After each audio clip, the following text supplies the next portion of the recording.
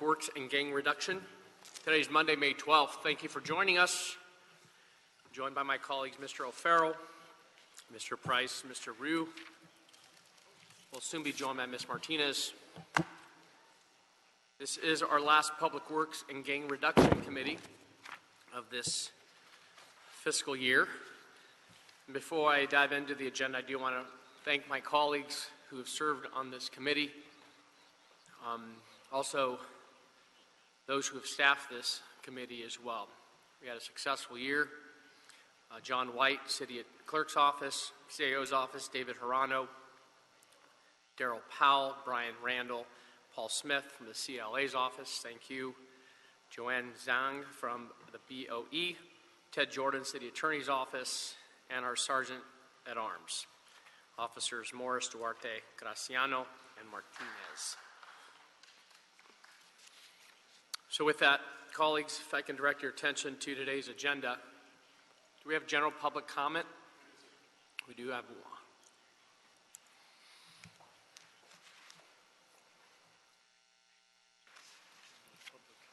Okay, 1 minute for general public comment.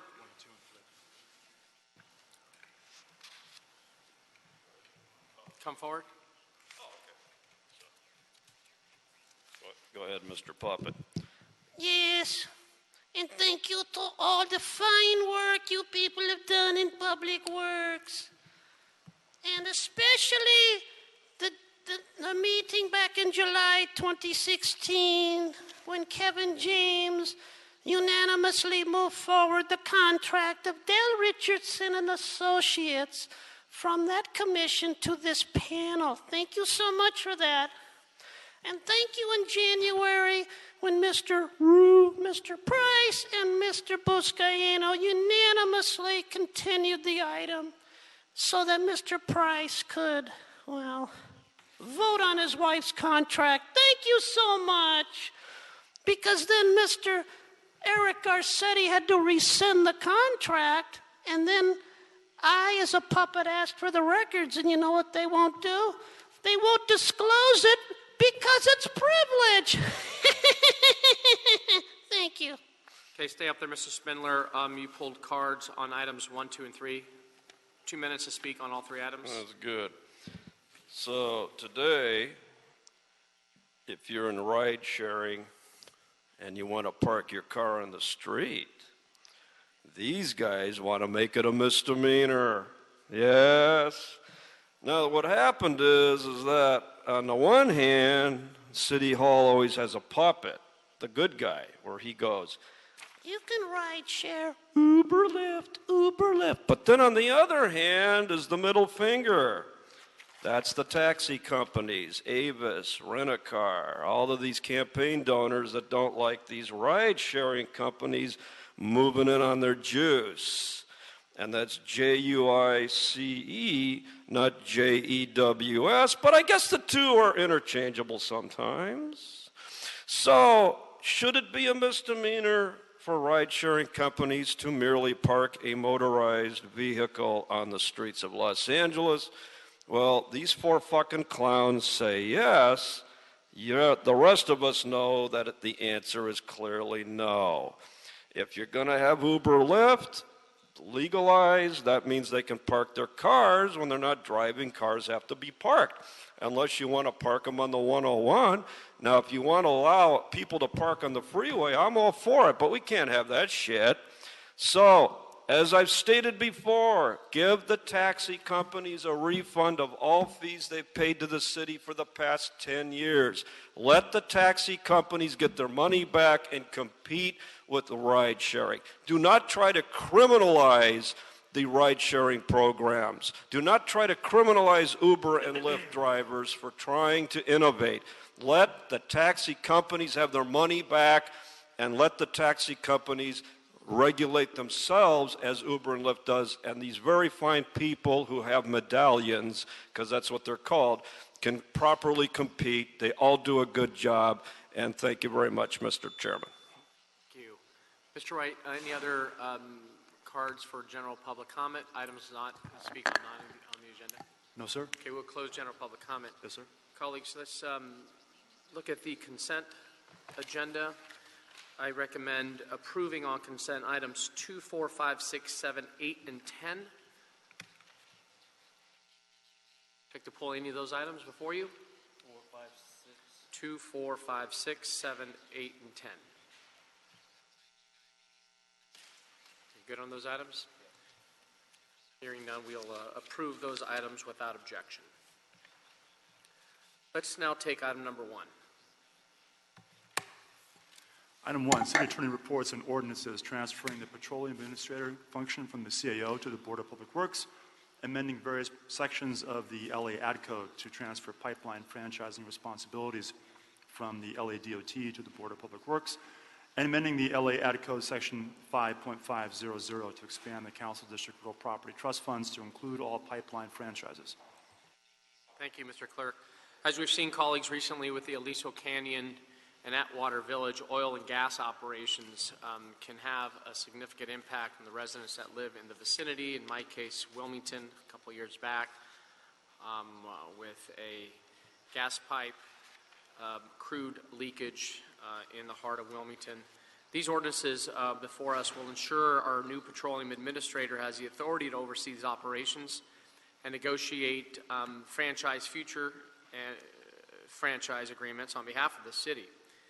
And will also ensure that a portion of these revenues the city derives from all franchise agreements, not just oil, will be returned to the neighborhoods affected by their operations. So we also are loosening the restriction on the use of these funds so that they no longer have to be spent on right-of-way infrastructure, but on any public infrastructure, including parks and recreation centers. With that, I'd like to ask the city attorney to come forward to provide an overview on this item. And I believe we have, is it Tania Sagiri? Yes.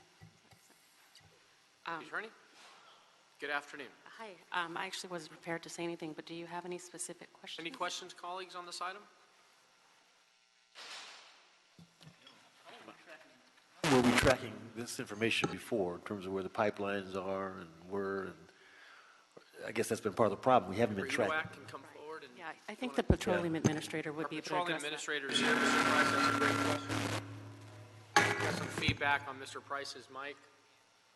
Good. Good question. How are we tracking these pipelines that are impacting our communities, neighborhoods? Just turn it on. We got it fixed. Good afternoon, committee council members. Previously, this was a function administered by the Department of Transportation. They managed the tracking and multiple systems, anywhere from a spreadsheet to paper filings. The old franchises just required a paper copy of the location of the pipes. It didn't require a digital copy, and so we had documentation where it was located, but we didn't have a digital file. But they would go through and item by item track the distance and generally where they're located. There's changes now where, like the Office of State Fire Marshal has records. There's a National DOT has records that we can share with us that we can use for tracking. So our records are up to date now, or have they been converted? Those items, those files that were not. I'm in the process of updating them, and that's part of the new franchise agreement terms that we're negotiating, and we're requesting for digital copies so that we can put into our GIS system and be able to easily calculate and print out by council district or neighborhood council versus just having paper copies and having to make an approximation. Thank you. Thank you, Dwight. So with that, any other questions? Seeing none, the recommendation from the chair would be to approve the 3 draft ordinances for R17-0179 and R17-0178 and R17-0177 before us. Any objection? Okay, hearing none. Item number 1 is approved without objection. Thank you, colleagues. Now if I can direct your attention to item number 3. I'm going to turn it over to Mr. Rue, who has a request to continue this item. Mr. Rue. Thank you, Mr. Chair. I just wanted to take an opportunity to explain my concerns about this motion. This motion instructs the city attorney to draft an ordinance prohibiting the storage of car share vehicles on public streets and making it a misdemeanor violation in doing so, which I am very sympathetic to. However, I have significant concerns about whether the effect of such an ordinance will have on the desired result and whether it will actually have some unforeseen negative consequences citywide. It's my understanding that this motion stems from an interest to deter peer-to-peer car-sharing companies' users from parking cars on Manchester Boulevard near LAX. This is why the motion asks for an ordinance amending LA Municipal Code 80.73.1, which regulates rental car companies and fleets.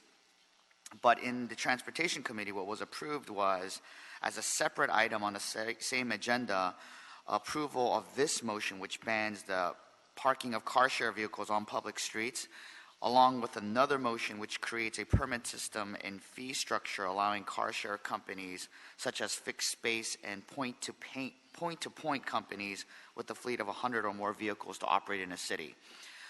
Whether it's intentional or not, this effectively bans peer-to-peer car sharing in the city of Los Angeles and would prevent individual residents from trying to supplement their income by renting out their individual personal vehicles, the smallest of the small business owners from operating, if they do not have especially if they don't have the luxury of off-street parking. I just want to point out that we as a city have over and over again declared our intent to reduce the number of vehicle miles traveled, the number of vehicle trips, and increase our use of public transportation and car sharing services. Therefore, I'm concerned that with this motion, we'll be creating an ordinance that could hamper this very stated goal and create a citywide prohibition because of a problem that exists in one local area and inadvertently picks winners and losers in this new emerging economy. Therefore, Mr. Chair, with your consent, I would be very comfortable continuing this item and pending a report back from the Department of Transportation, BSS, and the City Attorney on the following. One, what could a regulatory framework look like that could be applied to peer-to-peer car-sharing services, and how would this be added to the proposed car-sharing regulations in Council File 13-0192? Second question would be a study to see if there's any other operators with fleets of less than 100 vehicles that would be operating outside the regulatory framework envisioned in Council File 13-0192, and what should we be including. And the third report being how a peer-to-peer car-sharing operators regulate in other jurisdictions. That'll, yes, Mr. O'Farrell has a question. Just a question. Do we have anyone from the Department of Transportation here? My question is, what is the definition of storage? Time frame, location, where, et cetera. That's a good That question. would be helpful since we're having a discussion. Yes, we Or do City have a Attorney's representative. Office. We've been joined by Ms. Martinez. Let the record reflect Ms. Martinez. My name And is Mr. Mike Chair, Nagel. perhaps I'm it was General- discussed in the T committee, but Right, I'm General Counsel for the Department of Transportation, Okay. City Attorney's Office. Your name, please, for the record. Yes, Mike Nagel, Thank you. N-A-G-L-E. Under 80.73.1, when you store a vehicle, you're parking it there for a length of time to conduct business. You're actually using it as a business entity, like a rental car company. The ordinance was enacted in 1969. It would apply to anybody who's for profit using city spaces to run their business, which is what is occurring here, which was why the motion was heard in transportation originally. a follow-up question is, any city street, or are there limitations on where these storage uses can Public take place? rights of way. Just any public rights of Yeah, way? any city-owned property and city right-of-way. And in any area, residential, commercial, right. manufacturing, doesn't matter? Yes. And as far as, by that definition of storage, it's also any time frame whatsoever. That's correct. If it's there for the purpose of income, it's considered storage. Yes. Thank you. So I don't have an objection on continuing this item until we get the reports back from the DOT. I would obviously have to wait till upon returning from recess. We can continue this item for 60 days. That'll be the order. Do you have a question? Yeah. Ms. Martinez? I wasn't sure what the intent of the motion was when I was reading it. So would this also take care of anyone selling their vehicles on any city street? Who's here to, can you answer that question? It Which would is depend. illegal, but I need. It's illegal in right my now, district, right. I've had a variety of situations where that's been the case, but I. Sorry, I can't. Mr. I didn't hear the Mr. question Spindler because is Mr. Spindler interrupting was- our. Mr. Spindler, you're interrupting Department the meeting. That's your last warning. If you continue to do that, you'll be asked to leave. Thank you. I know we have to post signs in order for us to make it clear that you can't sell a vehicle on the street, but I wasn't really sure about the intent of the motion. The intent, it was directed at people who are operating businesses. Now, a regular vehicle that has a for sale sign in it, Oh, no, in my district, it's bigger than that. You have more than one individual selling more than one vehicle, and they take up Right. about a mile of public street to Like used to car do that. So dealers. it's a used Right. car dealership. I think it's a Right. business. that is illegal under 80.73.1. Okay. So this is not the, are we, this is different than what we have in the books? No, it's not. It's the same law. It's just that you were asked in the Department of Transportation to increase the fines to a misdemeanor and So to we'll add. take care of that by increasing the. And there was also additional language about adding car share language. It's complicated because the car sharing, we have an ordinance in place to regulate car sharing. They pay permit fees because they are going to be using our city spaces. We regulate the framework. And I believe what the council member is asking you to do, to look at other areas and whether they should be maybe put under the car share ordinance in terms of regulating just more than groups that have less than 100 fleet sizes. These are not fleet sizes. Some of the companies he's referring to are similar to Uber and Lyft and Airbnb, where they facilitate the renting of cars. You would have issues, and issues that the department should be directed to look at would be, how do you regulate So that? this pertains to regulating the car sharing industry as opposed to someone who's setting up a business to sell a vehicle. Okay. Right. Yeah, just to clarify, I think it's the same municipal code where people who are selling cars is already legal, but the intent of the motion initially was there's these car share companies. Rental car company has like a rental car lot where they traditionally park their cars, and you go to their business and rent a car.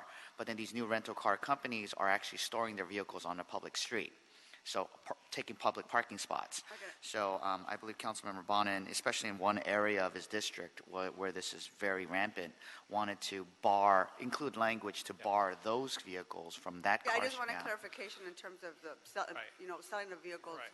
on a public street, which is what is the case in my district. I understand now. Yeah, Thank you. you're So dealing you're adding the subsection to the existing Car sharing. ordinance. Right, Yeah. yes. But Yeah, Just the to same increase thing. the fines, because they've had issues in CD11, particularly around the Shut it down. airport, where these companies are telling people to go to these particular streets around LAX without having to go into LAX where they'd have to pay Understood. permit fees. But just to simplify, the studies I'm asking for is there's the traditional car share companies where it's point-to-point or fixed car services, and then there's also peer-to-peer, which is like individuals. So this is a whole new economy. And we're trying to figure out what works, what doesn't. So that's what the other studies are asking for. Colleagues, I'm okay with continuing this item. We get a report back from DOT. Yeah, Mr. Chair, let me say, I don't mind Yeah. continuing it either for the conversation, but, if we take this to the ultimate sort of possibility here, we could end up with cars in front of our own homes, just waiting for someone to show up to drive it away, and that's really not going to be very tenable in our neighborhoods if you take it to the ultimate sort of example of what's possible. But I'm totally open to having a conversation and getting more answers. Thank you, Mr. Thank you. O'Farrell. Okay, that'll be the order. We'll continue item number 3. Final item for today is item number 9. I can ask, go ahead, read that into the record. Can you repeat that, turn on your mic, Mr. White? Of course. Thank you. So the report relative to recommendations for approving citywide special events and related actions pursuant to motions Harris Dawson, Buscaino, Englander, Buscaino, and Buscaino, Blumenfield. If I can call from the CLA's office, Paul Smith, to give a report on this item before you. Mr. Smith, the floor Good is afternoon, yours. Mr. Chairman. Paul Smith, CLA. Previously in November, this item was before your body. At that time, the chair asked our office to work with the other council offices to re-review the list of special events, to make sure that those are the events that they would want to keep or perhaps delete or to add, but to do a further review. This is a list of special events that follow the certain categories of interest of 3 or more council offices. It's non-commercial, non-profit, and the organizing entities have a budget they're operating under $5 million. So that process took place from November of 16 to now. I think we have a good list. Now, I will say for number CD7, I talked to them today.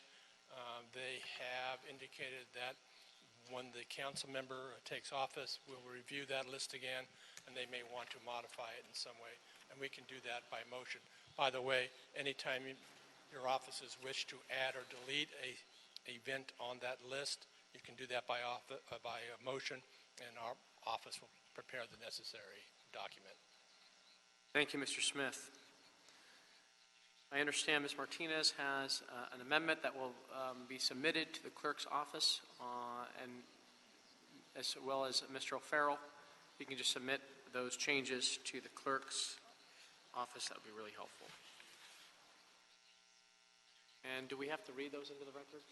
Mr. White, if you can read those, the changes into the record, please. From Council District 13, request to add the Festival of Philippine Arts and Culture estimated cost of $20,000 to the Council District 13 list.